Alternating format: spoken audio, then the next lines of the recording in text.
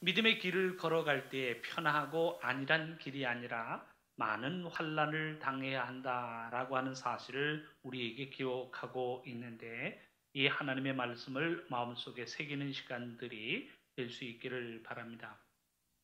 오늘 설교의 주제는 환난, 고난, 어려움이라고 하는 주제입니다. 설교 제목을 본문의 표현 그대로 많은 환난이라고 정하여 있는데, 말씀드린 대로 믿음의 길은 평탄한 길이 아니라라고 하는 사실을 우리에게 일러주고 있습니다. 시원한 나무 아래에 그저 평상 펴놓고 시원한 수박밭에 먹으면서 부채질하는 신선 노름이 성경적인 신앙생활이 아니라라고 하는 사실을 말씀은 교훈하고 있습니다. 성경이 믿음에 대해서 우리에게 가르치는 내용이 무엇인가요?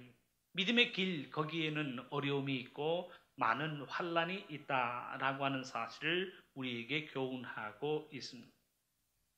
산상수, 예수님께서 산 위에서 가르치신 교훈의 내용 중에 마태복음 7장 13절과 14절에 나타나는 말씀은 다음과 같습니다. 좁은 문으로 들어가라. 멸망으로 인도하는 문은 크고 그 길이 넓어 그리로 들어가는 자가 많고, 생명으로 인도하는 문은 좁고 길이 협착하여 찾는 자가 조금이라 라고 말씀은 기록하고 있습니다. 그러니까 믿음의 길은 환난 없이 어려움 없이 걸어가는 길이 아니라는 사실을 우리에게 가르치고 있습니다. 믿음의 길에는 환난이 있고 어려움이 있다라고 하는 사실을 전제하고 있습니다.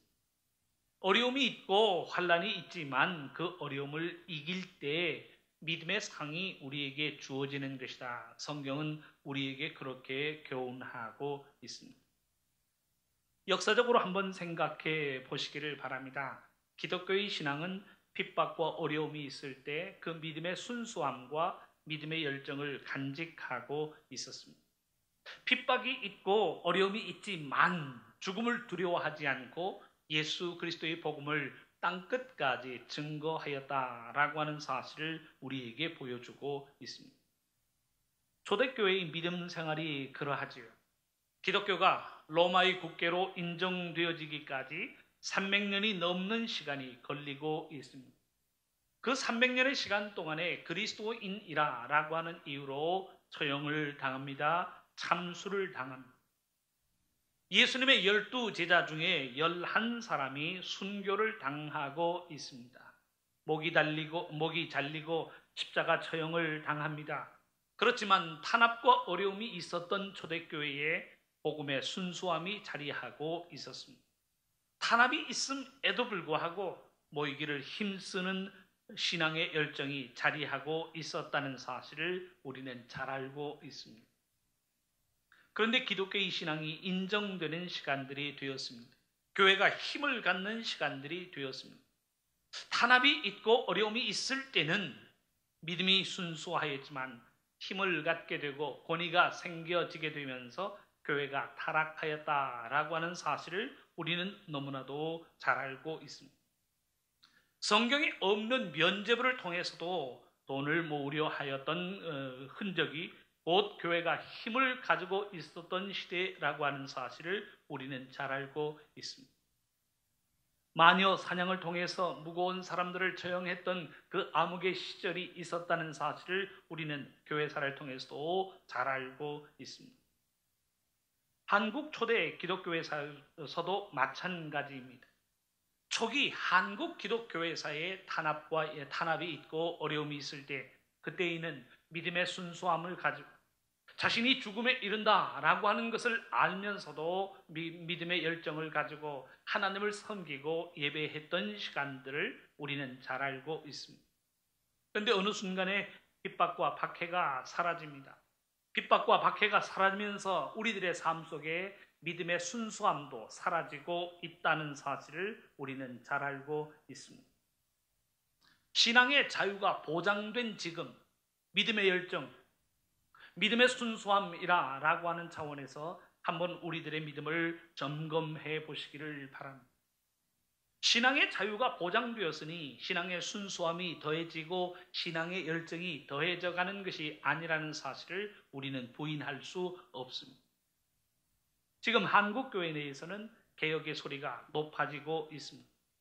한국교회 이대로는 안 된다라고 하는 자성의 소리가 어제 오늘의 이야기가 아니라는 사실을 우리는 잘 알고 있습니다.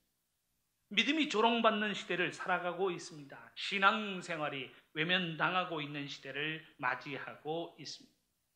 동네마다 골목마다 교회가 세워지고 있지만 사회로부터 손가락질 당하고 외면당하고 있는 것이 우리들의 현실이라는 사실을 우리는 잘 알고 있습니다.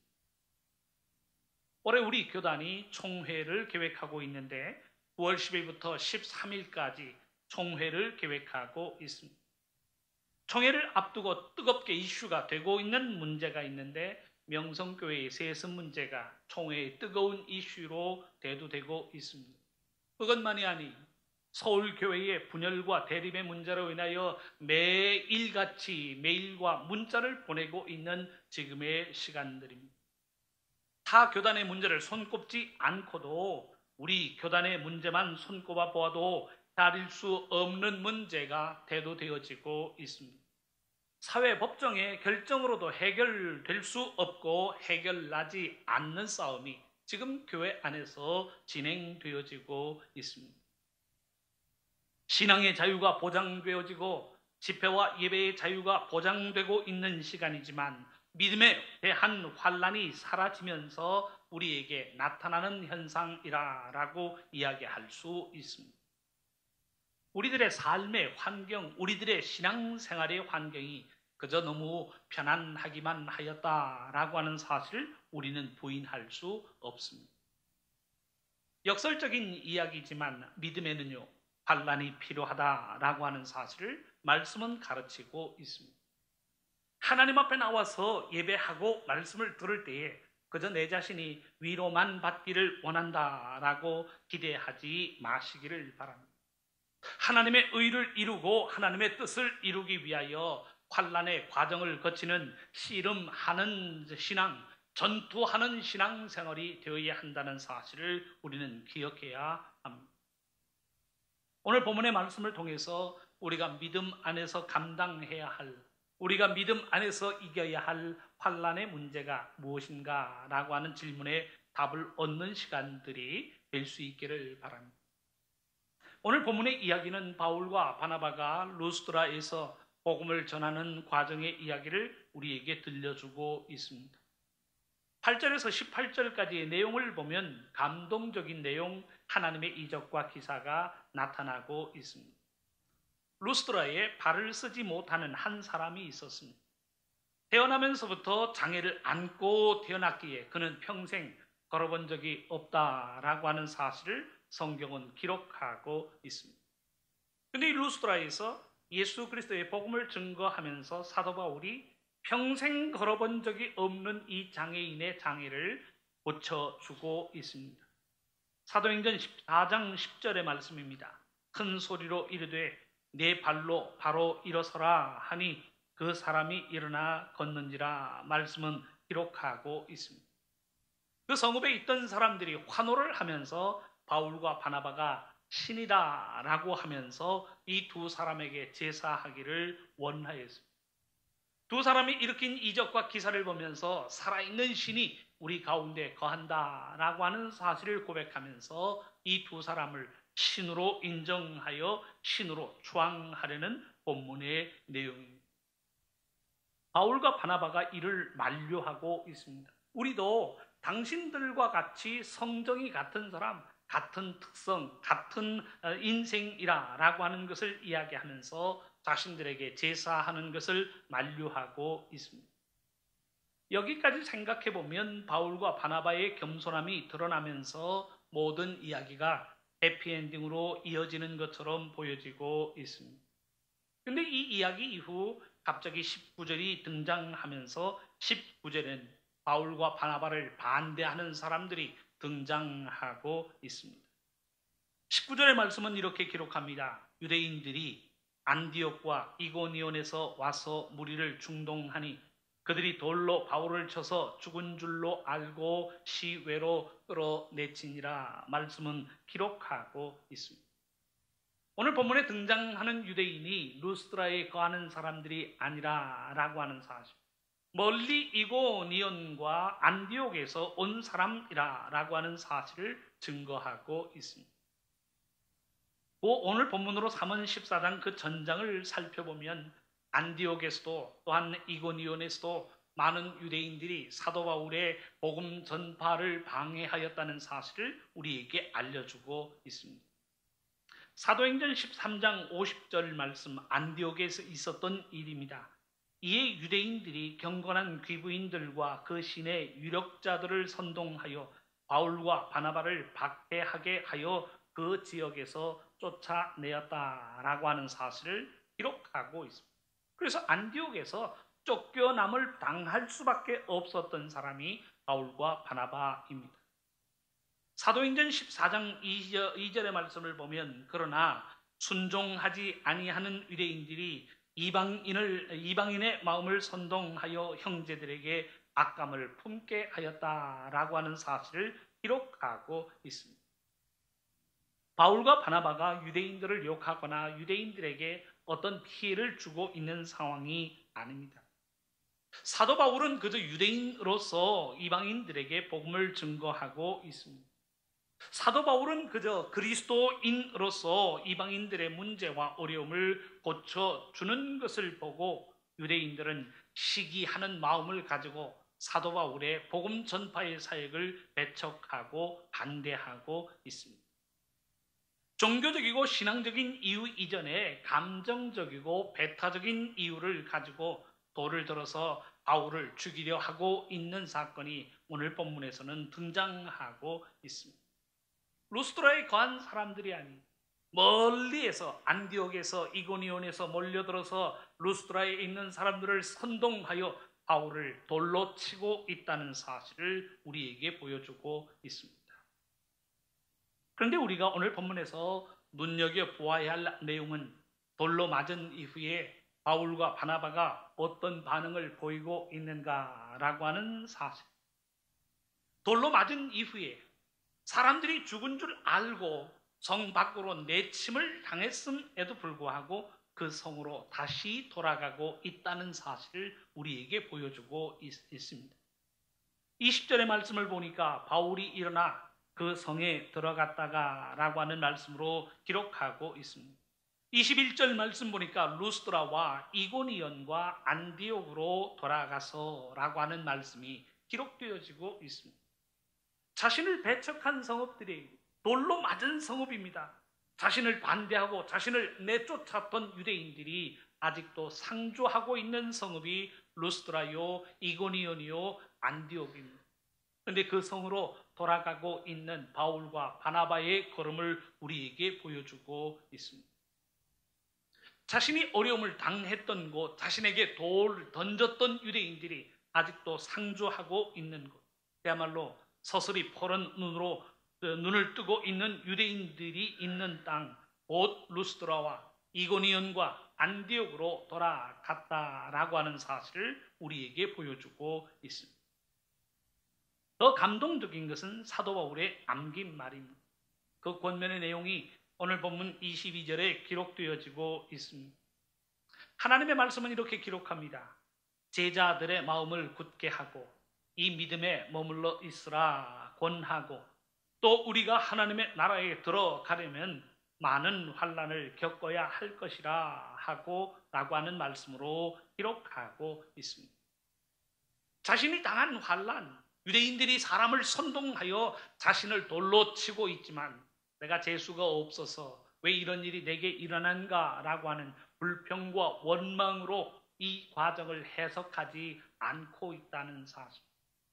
어려움을 당하고 환난을 당했지만 하나님 나라에 들어가려면 많은 환난을 겪어야 한다라고 하면서 오히려 이를 믿음의 과정으로 소화하고 있는 모습을 우리에게 보여주고 있습니다. 사도 바울이 정확하게 이렇게 이야기합니다.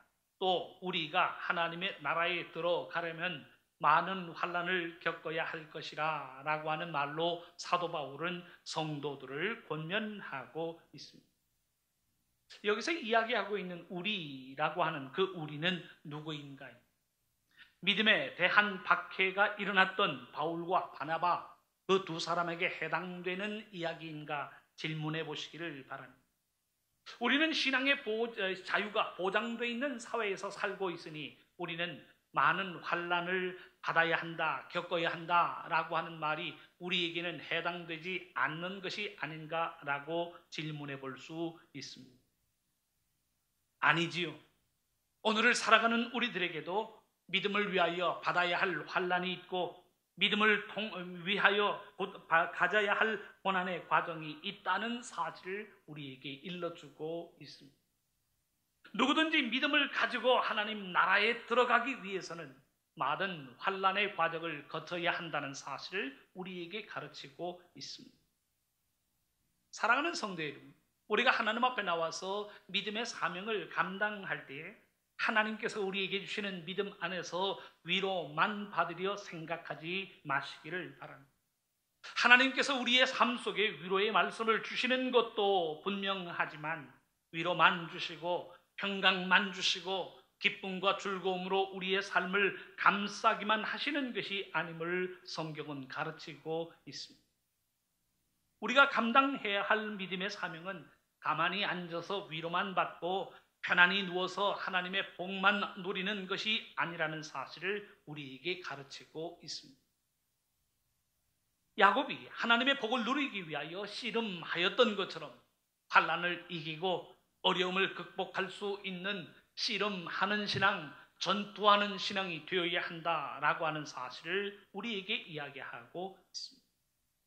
믿음의 길을 걸어갈 때에 절대 편안할 생각하지 말아야 합니다. 믿음의 싸움을 감당해야 하고 유혹과 미혹에 빠지지 않는 싸움을 감당해야 합니다.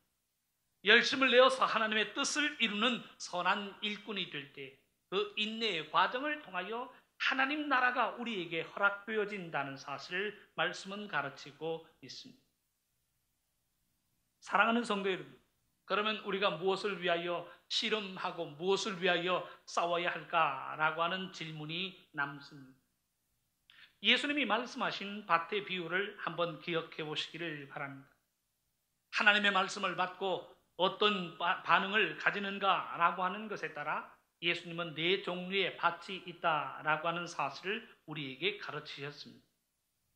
말씀을 듣고 곧 망각해버리는 길가와 같은 밭, 말씀은 들었지만 말씀으로 인한 환난을 이기지 못하는 돌밭, 말씀은 들었지만 세상의 재물 또 향락의 기운에 막혀서 열매를 맺지 못하는 가시덤불.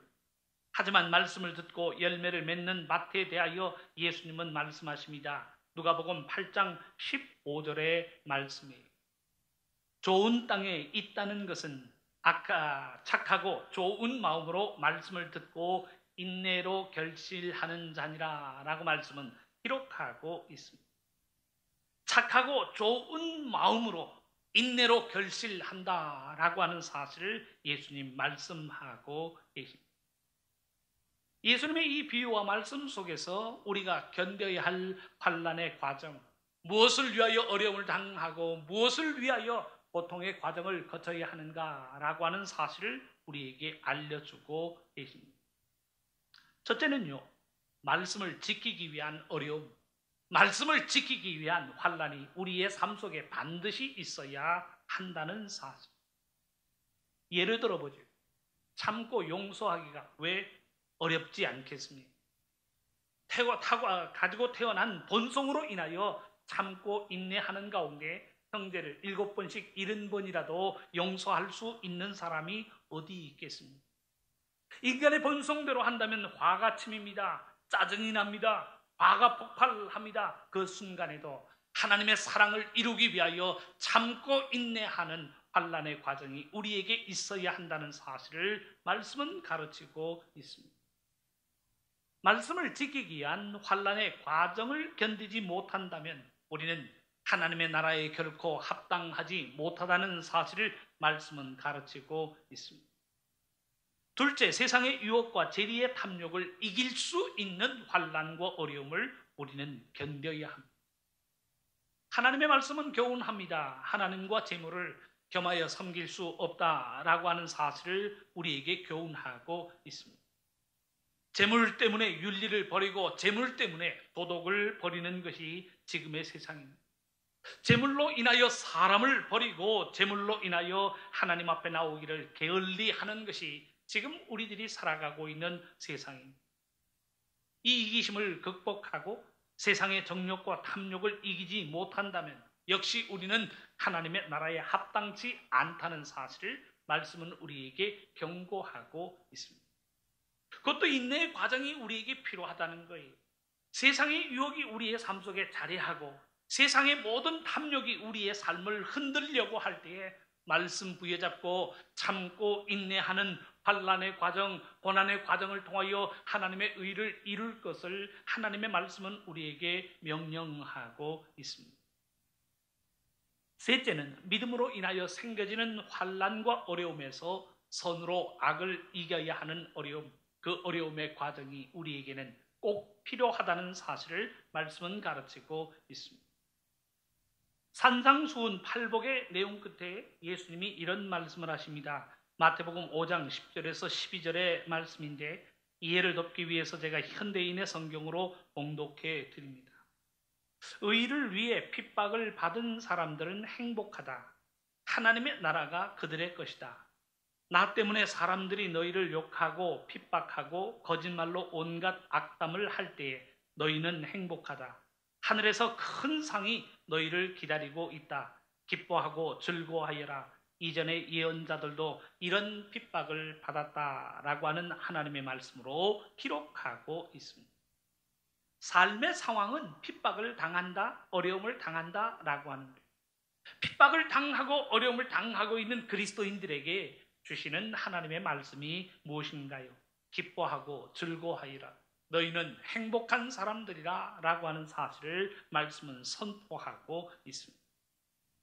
믿음으로 인한 핍박이 있는 곳에 하나님의 복이 임하고 하나님께서 주시는 큰 상이 있다라고 하는 사실을 우리에게 증거하고 있습니다. 이 말을 뒤집어 생각해 보면 믿음의 환난을 견디지 못하는 사람에게는 상이 없다라고 하는 사실을 이야기하고 있습니다. 믿음의 환난을 견디지 못하고 믿음의 어려움을 극복하지 못하는 사람은 결코 하나님의 나라에 합당하지 않다라고 하는 사실을 우리에게 가르치고 있습니다. 유대인의 절기 중에서 신앙적인 의미가 가장 큰 절기를 꼽아보라 라고 한다면 당연히 6월절이라 라고 이야기할 수 있습니다. 6월이라 라고 하는 말이 넘어가서 통과하였다, 통과하면서 넘어갔다 라고 하는 의미를 가지고 있습니다. 어떤 종파에서는 6월절이라 하지 않고 과월절이라 라고 표현을 하기도 합니다. 영어로는 pass over, 지나갔다, 통과했다, 넘어갔다 라고 하는 그런 의미를 가지고 있습니다. 애굽 땅에서 10가지의 재앙으로 바로와 그의 애굽을 치실 때에 마지막 10번째의 재앙과 관련 있는 절기가 곧 유대인들의 6월절의 절기입니다. 하나님께서 마지막 10번째의 재앙, 애굽 땅에서 처음 난 모든 초태생들을 다 치시는 그런 재앙을 내리고 계십니다. 그런데 하나님의 말씀을 듣고 어린 양의 피를 그 집 문 바깥에 문설주에 바른 집은 재앙을 내리는 천사가 그 피를 보고 그 집에 있는 초태생을 치지 않고 넘어갔다라고 하는 의미에서의 6월절의 절기가 시작되었습니다. 말씀드리려고 하는 것은 이 6월절 절기에 하나님께서 무엇을 먹으라 명하셨는가라고 하는 6월절의 음식을 한번 생각해 보시기를 바랍니다. 6월절의 음식 중에 우리가 눈여겨보아야 할 것이 쓴 나물이 등장합니다. 단 나물이 아닙니다. 쓴 나물. 먹으면 쓴맛을 내는 쓴 나물을 먹으라 라고 명령하십니다. 빵을 먹을 때에 누룩을 넣은 유교병이 아니라 누룩을 넣지 않는 무교병, 그 딱딱할 수밖에 없는 무교병을 먹으라 라고 말씀하고 계십니다. 무교병 발효가 되지 않았으니까 딱딱하고 맛이 없는 게 어쩌면 당연한 결과라고 이야기할 수 있습니다. 왜일까요? 유월절, 이스라엘 백성들이 애굽에서 나온 그 기쁨의 절기에 쓴 나물을 먹고 발효되지 않은 빵을 먹어야 하는 이유가 무엇인가 라고 하는 질문을 우리는 던져볼 수 있습니다. 쓴 나물을 먹으라, 무교병을 먹으라, 무교병을 먹지 않는 자는 이스라엘 진영 중에서 제외되리라 라고 하는 엄명으로 하나님 말씀하고 계십니다. 그 이유는 다음과 같습니다. 너희가 애굽에서의 고난과 어려움을 망각하지 말라라고 하는 것입니다.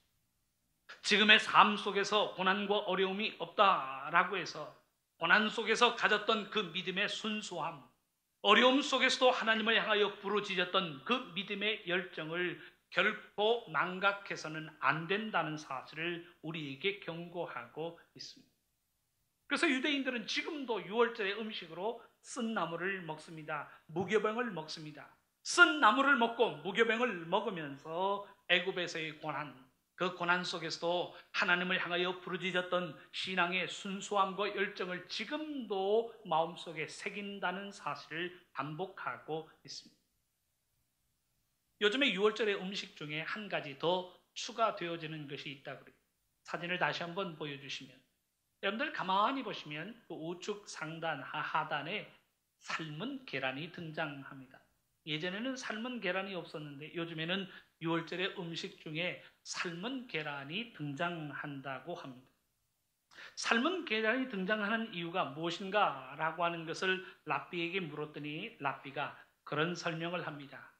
쉽게 깨지는 계란이지만 가열을 하면 굳어진다 라고 하는 거예요. 삶지 않았을 때는 깨져 터지고 나면 먹을 수 없는 계란이지만 삶고 난 이후에는 굳어져서 껍질이 깨진다라고 할지라도 사람들이 먹을 수 있는 단단한 모습으로 바뀌어진다라고 하는 설명을 합니다. 그러면서 덧붙이는 말이 유대인들은 고난을 당하면 당할수록 더 강해집니다. 그 의미를 새기기 위해서 삶은 계란을 먹습니다. 라고 하는 설명을 구현하고 있습니다. 사랑하는 성도 여러분, 우리의 삶 속에서도 삶은 계란을 먹을 때에 이 계란처럼 우리들의 신앙, 우리들의 믿음도 고난과 어려움 속에서도 믿음의 연단, 이 환난을 견디고 이길 때에 하나님의 상이 우리에게 주어진다라고 하는 신앙의 의미를 발견하는 우리들의 삶이 될 수 있기를 바랍니다. 여름이 되면 냉면 많이 드시잖아요. 냉면집에 가면 삶은 계란이 반쪽이지만 나옵니다. 계란이네. 그리고 홀라당 먹지 마시고 한번 그 계란 속에 담겨져 있는 신앙의 의미가 무엇인가 라고 하는 것들을 마음속에 새기는 시간들이 될 수 있기를 바랍니다. 사랑하는 성도 여러분, 믿음의 생활은 환난의 길을 걸어가는 것입니다. 말씀을 지키기 위한 환난, 세상의 욕심과 탐욕을 이기기 위한 환난, 믿음으로 인해 두랑과 환난을 당하면서도 손으로 악을 이겨야 하는 환난, 그 많은 환난을 이길 때 하나님의 나라는 우리의 처소가 되고 우리는 하나님의 구원받은 백성으로 하나님 은혜의 옷을 입게 될 줄로 믿습니다. 이 분명한 믿음을 가지고 오늘의 본문은 우리에게 권합니다. 이 믿음에 머물러 있으라 권하고 또 우리가 하나님 나라에 들어가려면 많은 환난을 겪어야 할 것이라 사도 바울은 우리에게 당부하고 있습니다. 이 하나님의 말씀을 기억하면서 세상에서는 환난을 당하나 믿음으로 이기는 우리들의 삶이 될 수 있기를 주님의 이름으로 축원합니다.